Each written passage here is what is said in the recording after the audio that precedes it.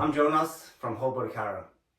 If you're struggling with low back pain, whenever you do these deep squats or deadlifts and you feel like you can't get through those exercises without hurting your back, chances are that you have poor flexibility around your hips. So today I'm going to run through some exercises that you can use to increase that flexibility and rehab those muscles, particularly your adductors and inner hamstrings. Have good flexibility, can allow good movement pattern, but still have the strength to support you in those positions.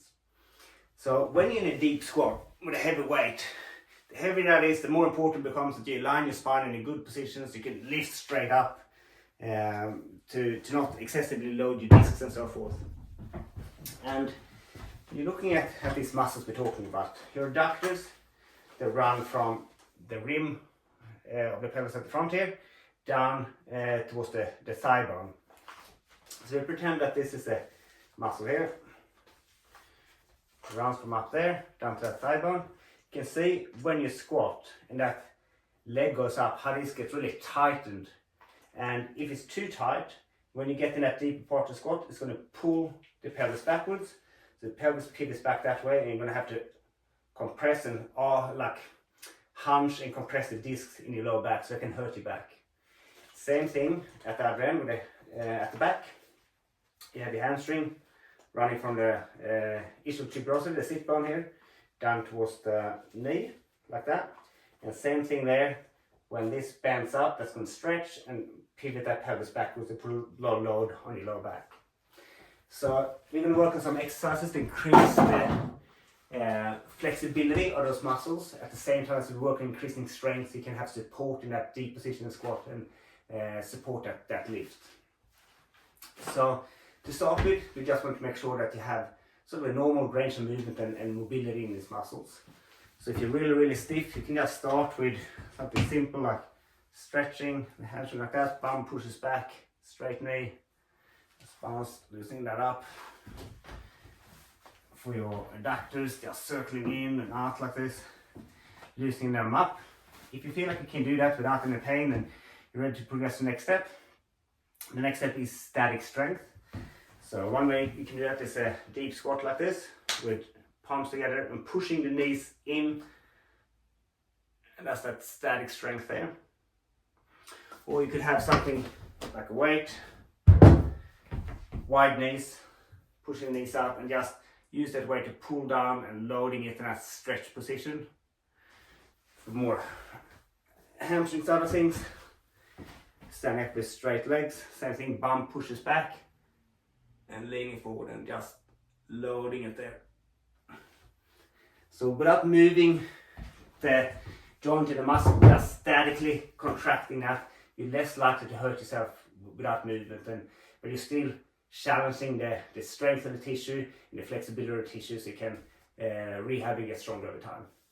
The next thing as you're starting to introduce movement is eccentric movement. So you can basically do the same exercises. So from here, using that weight, straight back, knees pushing out, and then using that weight to pull me down into good stretch.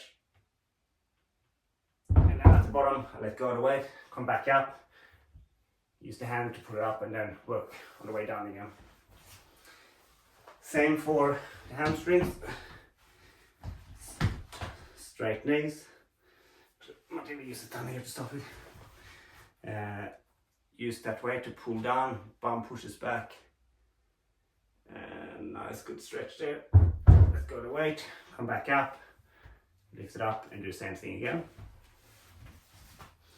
You can also do a deep squat like this, and then you push the knees in against the hand to elongate and stretch there. Obviously both sides.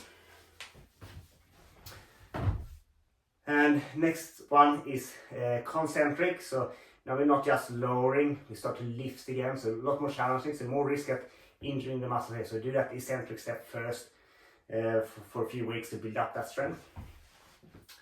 So same thing here, knees pushing out, weight pulling down, and from the bottom position, lift back up again.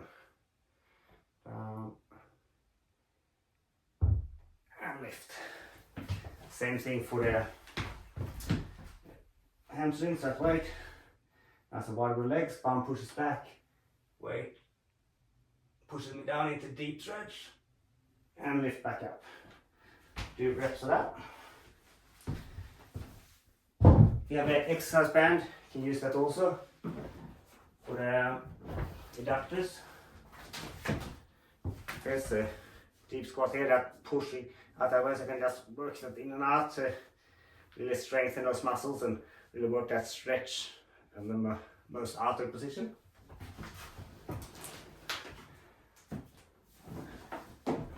Another option to focusing more on the stretching is sit in this position here. Weights on the knee and just butterfly, lifts up and down like this. Really good to work on that flexibility and